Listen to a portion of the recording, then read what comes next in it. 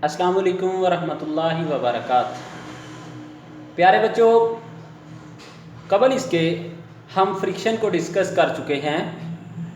Types of friction, advantages and disadvantages of friction भी discuss कर चुके हैं।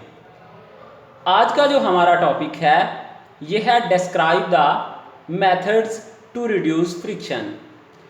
फ्रिक्शन को कम करने के तरीके लिखिए।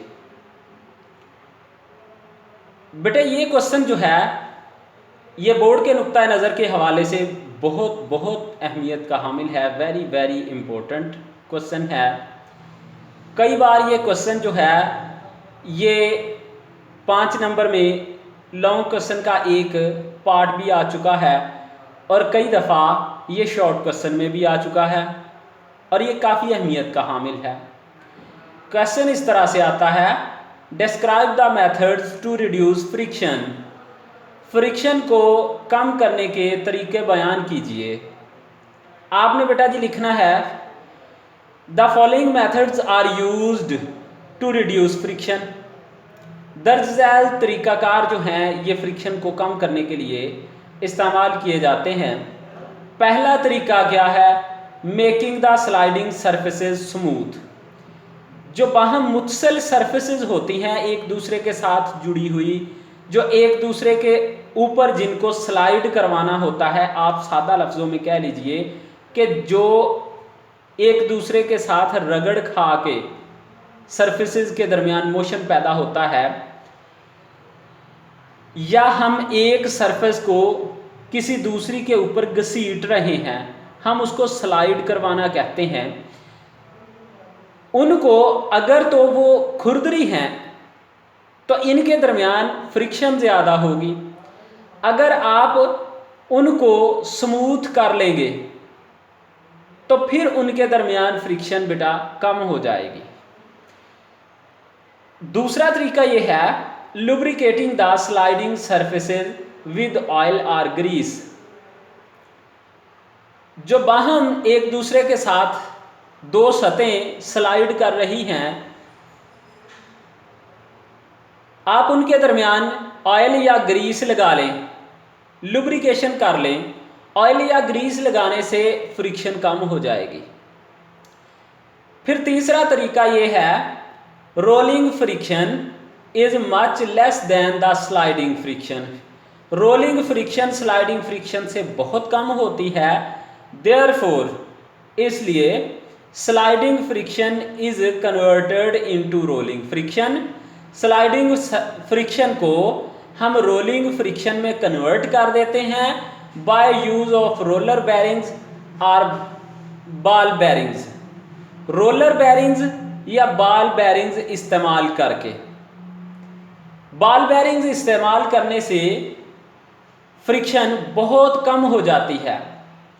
अगर कोई दो पुर्जे बाहम एक दूसरे के साथ रगड़ खा के एक पुर्जा दूसरे के अंदर घूम रहा है, अगर आप उनके दरमियान बेरिंग इस्तेमाल कर रहे हैं, बेरिंग के अंदर जो है वो छोटी छोटी गोलियां होती हैं, उनकी वजह से वहाँ पे रोलिंग फ्रिक्शन पैदा होगी। रोलिंग फ्रिक्शन बेटा हमेशा स्लाइडिंग फ्रिक्शन से कम होती है। अब फोर्थ मेथड जो है ये है making the high speed objects streamline. जो तेज़ी से मूव करने वाले ऑब्जेक्ट्स हैं, फॉर एग्जांपल एरोप्लेन है, हम उसकी फ्रंट साइड जो है उसको तीखा बनाते हैं, उसका एरिया बहुत वाइड नहीं रखा जाता ताकि एयर फ्रिक्शन बहुत ज़्यादा ना लगे। जैसे कि बस वगैरह की फ्रंट शेप होती है, बस की स्पीड से ज़्यादा एरोप्लेन की स्पीड इससे बस से तो कई गुना ज़्यादा होती है, इसमें बहुत तेज़ी से मूव करना होता है, लिहाजा हमने वहाँ पे फ्रिक्शन जो है इससे भी कम करनी है। तो फिर क्या किया जाता है कि फ्रंट साइड को तीखा रखा जाता है, स्ट्रीम लाइन कर दिया जाता है ताकि इसके ऊपर फ्रिक्शन जो है वो कम से कम लगे। इसके बाद बेटा नेक्स्ट क्वेश्चन है define circular motion. Circular motion को डिस्कस करते हैं। सर्कुलर मोशन को डिफाइन कीजिए। क्वेश्चन हमारे पास ये है, आंसर में आप लिखेंगे if a body moves in a circle.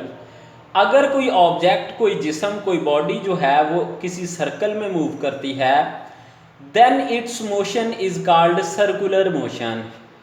तो इस मोशन को हम सर्कुलर मोशन कहते हैं।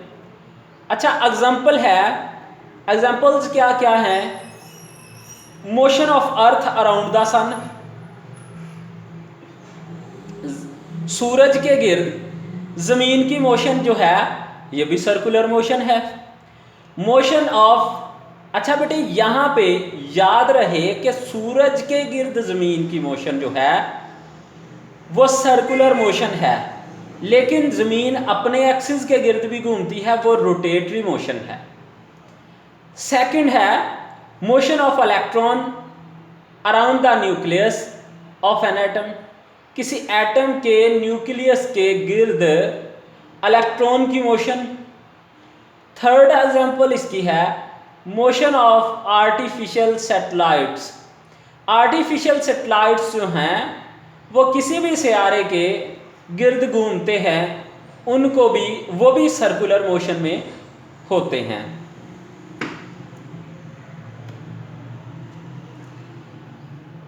चलिए बेटा आगे चलते हैं।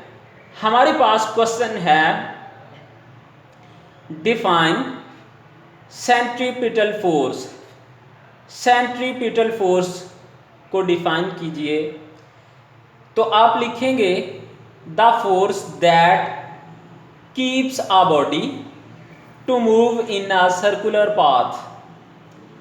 वो फोर्स जो किसी बॉडी को, जो किसी जिस्म को सर्कुलर पाथ में, दायरे के अंदर घूमने पर मजबूर कर देती है, मजबूर रखती है, उसको सेंट्रीपिटल फोर्स कहते हैं। फॉर एग्जाम्पल, अगर आप कोई पत्थर जो है वो रस्सी के साथ बांध लें और आप अपने हाथ की मदद से उसे घुमा रहे हैं, पत्थर जो है वो सर्कुलर पाथ में मूव करता है जब तक कि रस्सी आपने अपने हाथ में पकड़ी हुई है। अब रस्सी ने सेंट्रीपिटल फोर्स प्रोवाइड की है, पत्थर को दायरे में घूमने के लिए मजबूर रखा है। एक्सप्लेनेशन में बेटा जी, if an object of mass m, अगर कोई मास m हमारे पास मौजूद है, is moving with velocity v in a circle of radius r, magnitude of centripetal acceleration, centripetal acceleration का magnitude a produced by centripetal force is given by, centripetal force की वजह से सेंट्रीपिटल एक्सेलरेशन जो पैदा होने वाला हमें इस दर्ज झैल फार्मूले से मिलेगा। सेंट्रीपिटल एक्सेलरेशन का फार्मूला जो है वो हमारे पास मौजूद है v²/r।